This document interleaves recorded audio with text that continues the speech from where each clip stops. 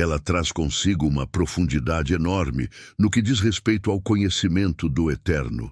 Se vê que expressa de forma clara uma compreensão bem aguda daquilo que é relativo ao mundo espiritual.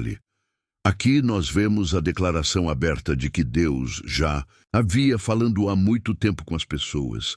Isso se faz referência certamente ao Antigo Testamento, e Deus falava com as pessoas por intermédio de seus profetas representantes da parte dele, para falar com o povo hebreu nesses últimos dias. Aqui já faz referência ao tempo da graça da vinda do Senhor em diante.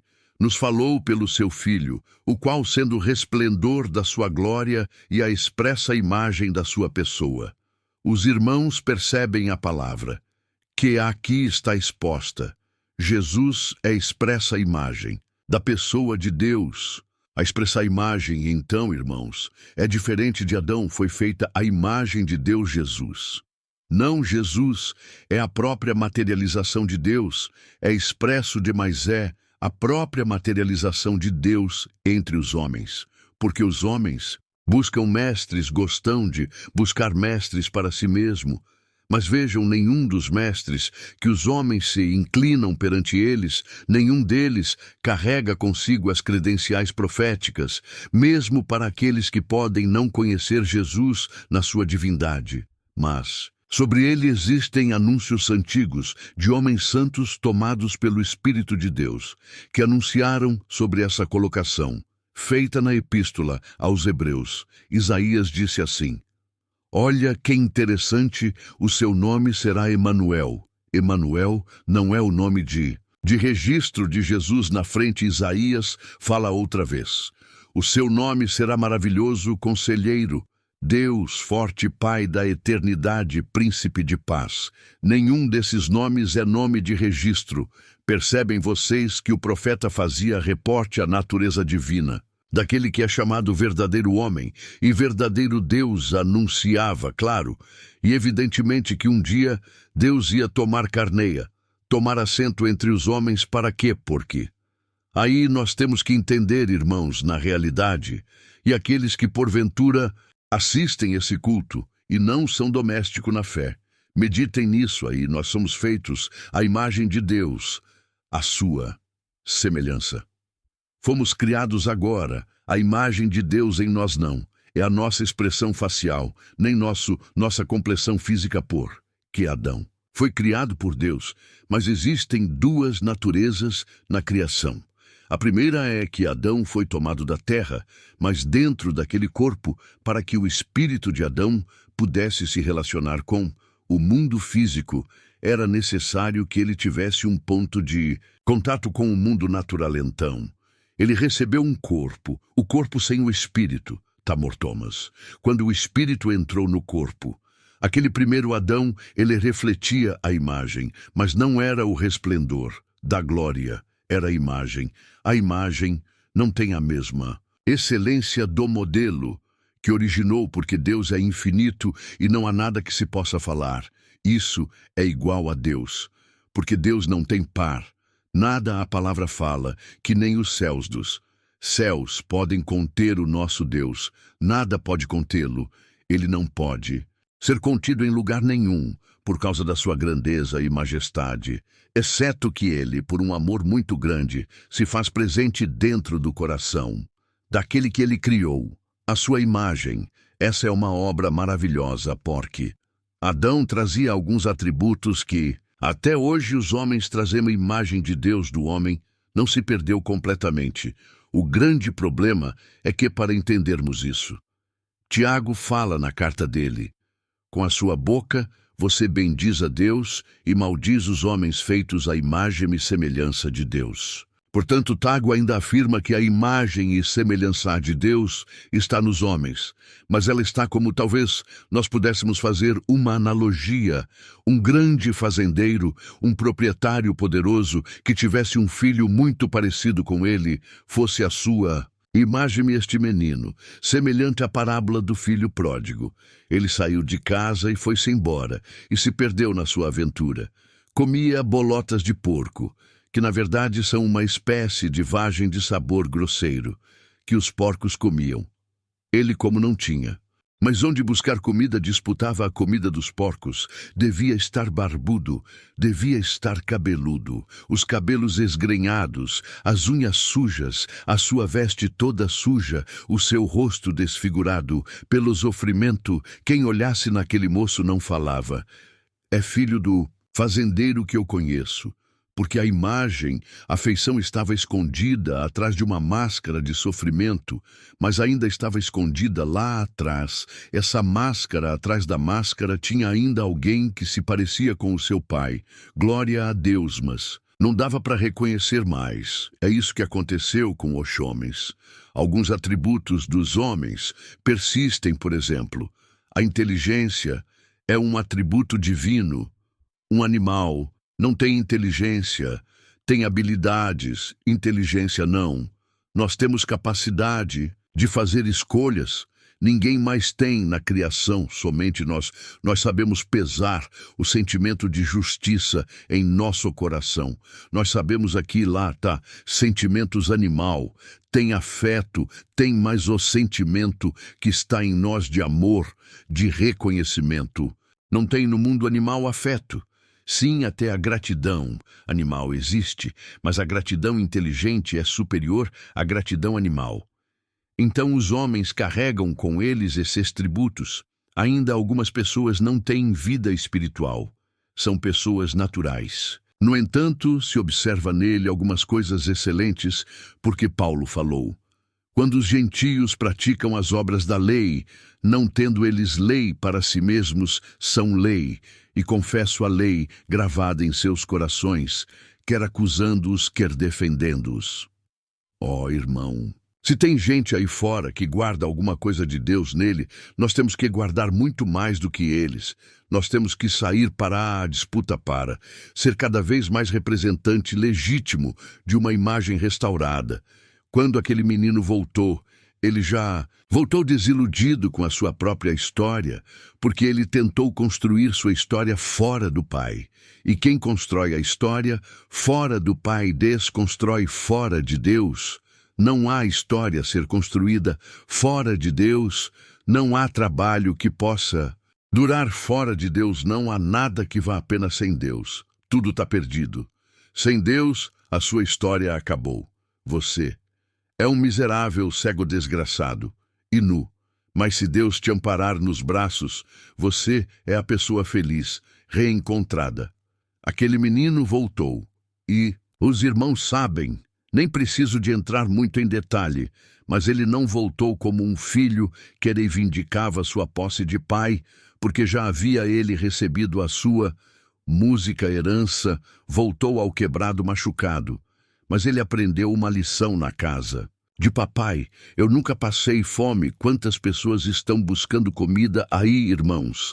Em filosofias caídas, em caminhos perdidos, Cristo te dá comida de graça e não te cobra nada. Alimenta a sua alma, sustenta você na sua caminhada, te chama de filho e filha, e ninguém te tomará mão dele porque aquele que ele elegeu não perde, ele batalha para o inferno.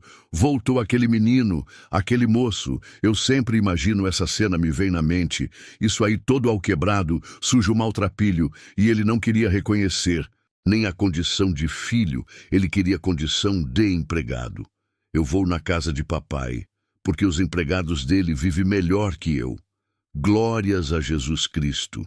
Se você tem alguma atividade nessa obra, levanta a mão para o céu, trabalha para o teu reino com carinho, com selo, com alegria, porque trabalhar para Deus é investir na eternidade.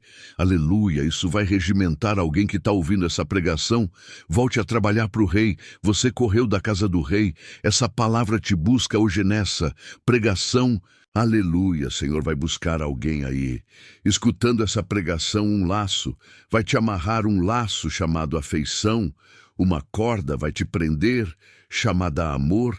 Volta-te para mim, que eu me voltarei para ti, te diz o teu. Senhor, aquele menino caminhava, irmãos, e pensando, vou pedir emprego para papai, basta de sofrer. Tô cansado de chorar, tô cansado de passar fome. E vergonha, eles falaram, seu menino tá voltando, meu filho é meu filho. O menino falava, papai, eu não quero, eu quero ser. Um empregado me aceita como empregado na sua fazenda. O papai falava, eu quero meu filho de volta, tô com saudade do meu filho. Aleluia, ô irmão, o chá que essa palavra trago. Alguns filhos de volta para casa paterna hoje nessa, eu sinto o Espírito de Deus me visitar, irmão, aleluia. O filho volta para a casa do seu pai. Tem um chamado hoje aqui nessa pregação, irmãos. O pai chegou. Olha como nós somos irmãos. Olha como nós somos. Olha como é a nossa natureza. O irmão dele viu que o irmão chegava e o pai preparou uma festa tão grande e matou um bezerro cevado e fez tocar aqueles sons de alegria. Mandou tocar música lá na fazenda, falou, meu filho estava perdido e voltou. Ele morreu, mas agora ele voltou a viver.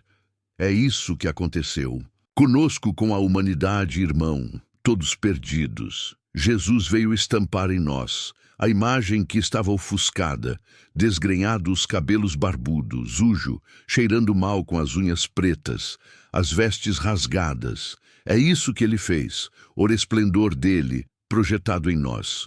Restaura nossas vestes, o filho não quis entrar na festa. Eu não vou na festa por quê? Porque esse seu filho aí foi pro mundo e se perdeu. O Senhor faz essa festa toda. E eu sou sincero e fiel. O Senhor nunca matou nenhum cabrito por minha causa, mas meu filho, você é meu filho, tudo que é meu é seu. Você não entende, irmãos? Todos que estão aqui na fé, nós herdaremos a glória. O Senhor falou assim, olha a oração do Senhor Pai. Eu quero que eles sejam um comigo como eu sou um contigo, tudo que é meu é Senhor. Vocês entendem essa questão? Nós fomos feitos herdeiros de toda a glória de Deus, não é uma pequena herança. A glória de Deus passou a ser da igreja. Glória a Deus, Cristo com o Novo Testamento, ele marcou nos cartórios, nos tribunais eternos. Um direito irrevogável de herança, por isso, que aqui na terra às vezes te falta uma coisa, falta outra, e tem muitos que estão aí para o mundo, volta falando em língua, tendo uma virtude tão grande. Eu estou aqui todo o tempo, não tenho. Ele chegou agora, está cheio de virtude. É o filho que voltou para a casa do pai. O pai está contente, o pai está chorando de alegria, e você não quer entrar na festa. Aleluia, música. Meu filho, o menino preparou o discurso. Papai, me dá o emprego. Isso que... Ele ia falar, filho, pulou no pescoço dele, beijou, abraçou, ele chorava, volta para casa, meu filho, desde que você saiu daqui eu tô com saudade, glória a Deus. A imagem restaurada, irmãos, glória a Deus, o resplendor de Cristo. É isso, ele está restaurando. A humanidade, nós temos que aprender esse caminho da reconciliação. Porque, irmãos, aqui nessa carta sustenta todas as coisas pela força do seu poder. Estava escrito assim, os que habitavam na sombra e vale da morte, na escuridão das trevas, viram uma grande luz. Raiar que luz, é essa que raiou aqui, e muitos não viram, mas teve quem viu essa luz raiou. Tinha uns homens lá no campo, uns homens simples, tomador de conta de ovelhas, viram as estrelas suma. Vós, tem alegria no céu e paz na terra, aleluia, nasceu o Salvador. Do mundo Deus é irmão, o rei Herodes, toda a culpa de Roma, o poder do Império Romano.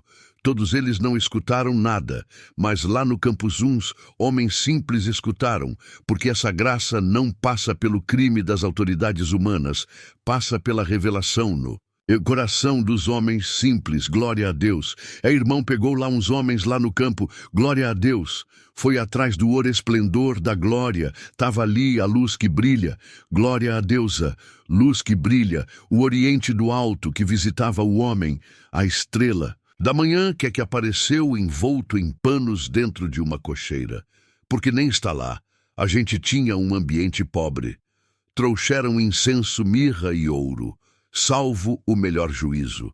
Nós viemos aqui adorar o rei dos justios judeus. Nasceu, a esperança chegou. Olha, querido, O tempo da vinda do Senhor foi um anúncio de boas novas, mas, olha, agora breve tempo, não sabemos quando vemos o retorno dele. Vai ser muito melhor. Agora não vão ser os magos no campo, vai ser a igreja debaixo do sol, aonde você estiver.